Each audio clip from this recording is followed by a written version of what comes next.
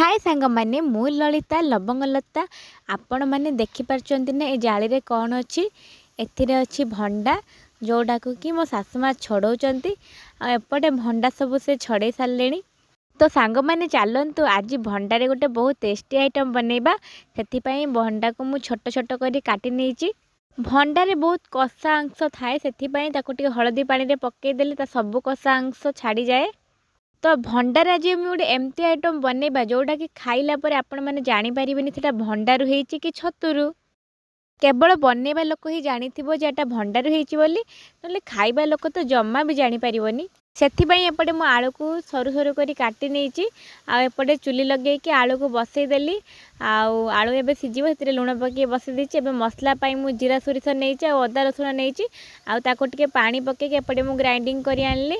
ତ ତା ଭିତରେ ଆଳୁ ଯେଉଁ ସିଝାଇବା ପାଇଁ ବସେଇଥିଲି ସେ ଏବେ ଆଳୁ ପୁରା ସିଝି ଯାଇଛି। ତ ଏବେ ଭଣ୍ଡାର ବି କଷା ଅଂଶ ଛାଡ଼ି ଯାଇଥିବ ତାକୁ ଏବେ ଭଲ ଭାବରେ ଚୋପୁଡ଼ି ନେବେ ପୁରା ଭଲ କି ଚୋପୁଡ଼ିବେ ଯେମିତି ତା ପାଣି ସବୁ ରହିଯିବ।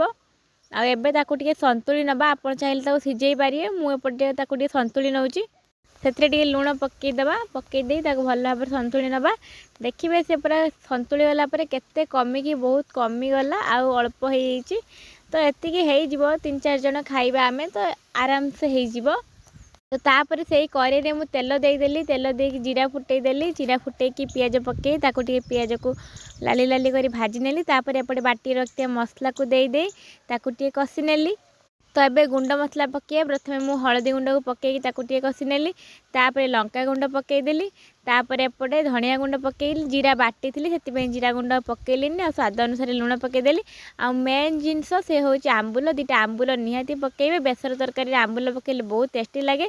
तो तापर टे पानी दे भंडा को सन्तुली रखी तो ताकू पकईदेली पकईदे ताकू कषि नबा जेहेतु मु भंडाटा को सिझे ना से भल भाव कषि नेबी जमती से सिझीज कषि सारी ताकू पानी देदेली जमती भंडा भल भाव सिझीज तापर ताकू घोड़नी देदेली 5 मिनिट पर खोली देखला बेलू से भंडा पूरा सिझी जाइला। तो से आलू देदेली आलू देकी आउ टिके पानी देदेली जी झोल करवा से अनुसार पानी देदेली पानी दे सारा पर धनिया पत्र पकईदेली धनिया पत्र मोर बहुत फेवरेट आ तरकारी पकईले धनिया पत्र बहुत सुंदर देखा सहित बहुत टेस्टी भी लगे।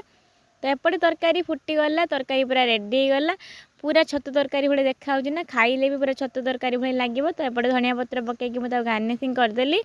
तो चलतु एवं देखा केमती लगुच भंडा तरकारी।